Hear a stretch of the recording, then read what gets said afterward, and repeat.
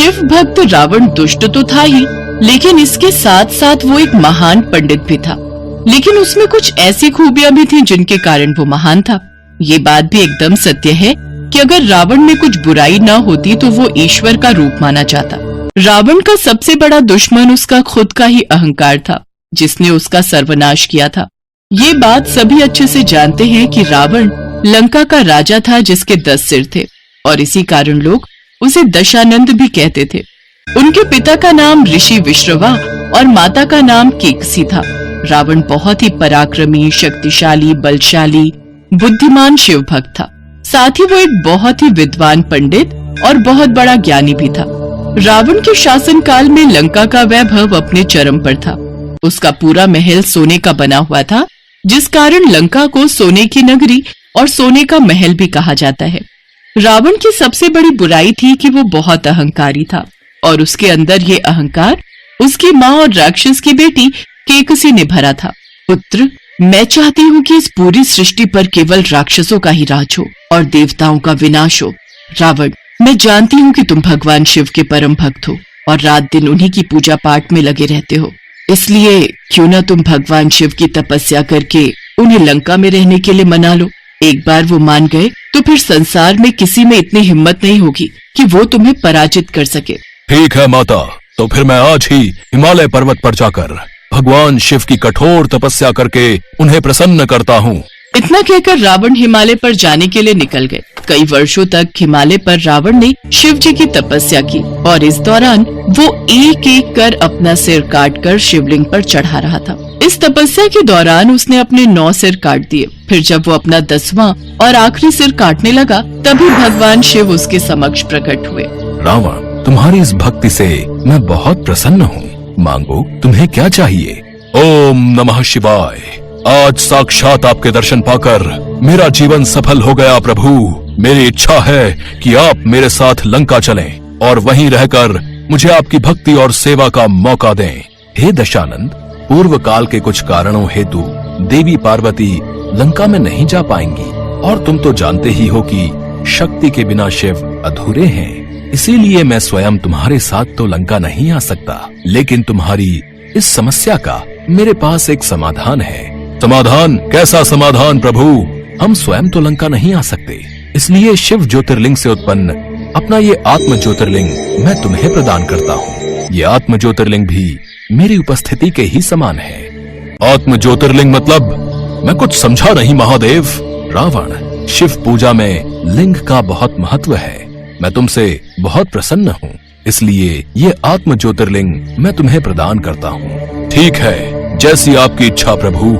आत्म ज्योतिर्लिंग पाकर रावण खुश हो जाता है और भी ज्यादा अहंकार से भर जाता है। तभी भगवान शिव उससे कहते हैं, रावण, तुम ये आत्म ज्योतिर्लिंग लेकर तो जा रहे हो, लेकिन इस बात का ध्यान रहे कि इसे अब वहीं रखना जहाँ तुम इसे स्थापित करना चाहते हो। तुमने अगर इसे रास्ते में कहीं पर भी रख दिया तो ये वहीं स्थापित हो जाएगा, और फिर तुम चाहकर भी इसे लंका नहीं ले जा पाओगे। प्रभु, आप बिल्कुल भी चिंतित ना हो। ये आत्म ज्योतिर्लिंग तो अब सिर्फ लंका में ही जाकर स्थापित होगा। मैं इसे अपने पुष्पक विमान में अपने साथ ले जाऊंगा। रावण वो आत्म ज्योतिर्लिंग उठाकर अपने पुष्पक विमान में लंका की ओर निकल पड़ता है।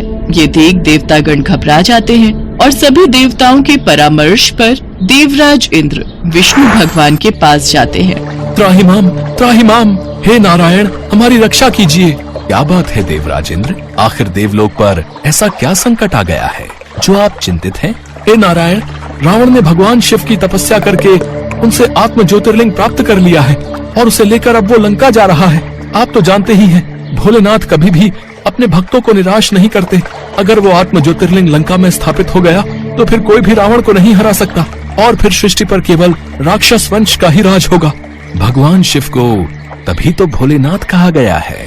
वो अपने किसी भी भक्त को निराश नहीं करते, लेकिन वो ये अच्छे से जानते हैं कि कौन किस उद्देश्य से वरदान मांग रहा है।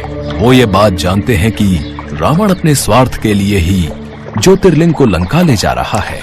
आप बेफिक्र रहिए, वो ज्योतिर्लिंग को लंका नहीं ले जा पाएगा। तभी वरुण देव वहाँ प्रकट होते हैं। लेकिन इस कार्य के लिए मुझे वरुण देव की सहायता लेनी होगी। वरुण देव, रावण भगवान शिव द्वारा प्रदान किया गया आत्म ज्योतिर्लिंग अपने साथ लेकर लंका जा रहा है। मैं चाहता हूँ कि आप किसी तरह उसके पेट में प्रवेश कीजिए ताकि वो अपने मार्ग से भटक जाए। मैं समझ गया प्रभु, मुझे क्या करना है? रावण अपने वाहन में अपने दोनों हाथों में आत्म ज्योतिर्लिंग को लिए उड़ा जा रहा था। तभी वरुण देव वहां पहुंचकर वायु बनकर उसके पेट में प्रवेश कर लेते हैं। कुछ ही देर में रावण बेचैन हो जाता है, उसके पेट में गुड़गुड़ाहट शुरू हो जाती है। अरे, ये मुझे अचानक से लघु शंका प्रतीत हो रही है और बहुत ही असहनीय हो रहा है। जब तक मैं जाऊंगा नहीं, मुझे चैन नहीं आएगा। लेकिन तब तक मैं इस ज्योतिर्लिंग को जमीन पर भी तो नहीं रख सकता। तभी भगवान विष्णु एक बालक गडरिये का रूप लेकर वहाँ से गुजरने लगते हैं। उन्हें देख रावण उनके पास जाते हैं और कहते हैं, ए बालक, इधर आ। तुमने मुझे बुलाया? कौन हो तुम? मूर्ख बालक, मुझे नहीं जानते। मैं लंका नरेश रावण हूँ। तुम मेरा ये शिवलिंग हाथ में पकड़ कर रखना, मैं कुछ ही देर में आता हूँ। लेकिन मुझे तो अभी अपनी गाय और बकरियों को चराने जाना है। यदि मैं समय पर नहीं गया तो बहुत देर हो जाएगी। ए बालक, तेरी इतनी हिम्मत कि तू लंका के राजा रावण को इनकार कर रहा है। तुम शायद मेरे क्रोध को नहीं जानते, नहीं तो ऐसा कहने की चेष्टा नहीं करते। अच्छा ठीक है, लेकिन जल्दी आना, मैं ज्यादा देर तक इसे उठाकर नहीं रख सकता। हाँ, मैं जल्द ही आऊंगा, लेकिन याद रखना, कुछ भी हो जाए इसे बिल्कुल भी धरती पर मत रखना। रावण वो ज्योतिर्लिंग उस गडरिये के हाथ में देकर चला जाता है, लेकिन कुछ ही देर में धीरे धीरे उसका भार बढ़ता जाता है। अरे, ये ज्योतिर्लिंग का भार बढ़ता क्यों जा रहा है? मुझसे तो संभाला भी नहीं जा रहा। लंकेश पति जी, जल्दी आइए। अरे अरे, ये तो और भारी हो गया। अब इसका भार मैं नहीं झेल सकता। और आखिर में वो गडरिया उस आत्म ज्योतिर्लिंग को जमीन पर रखकर अंतर्ध्यान हो गया। अरे, वो गडरिया कहाँ गया? और ऊपर से वो नालायक इसे धरती पर रख गया। भगवान शिव ने इसे धरती पर रखने के लिए मना किया था। यह अवश्य ही देवताओं की चाल है, पर मेरी शक्ति को शायद वो नहीं जानते। मैं इस ज्योतिर्लिंग को अपने साथ उठाकर लेकर ही जाऊंगा।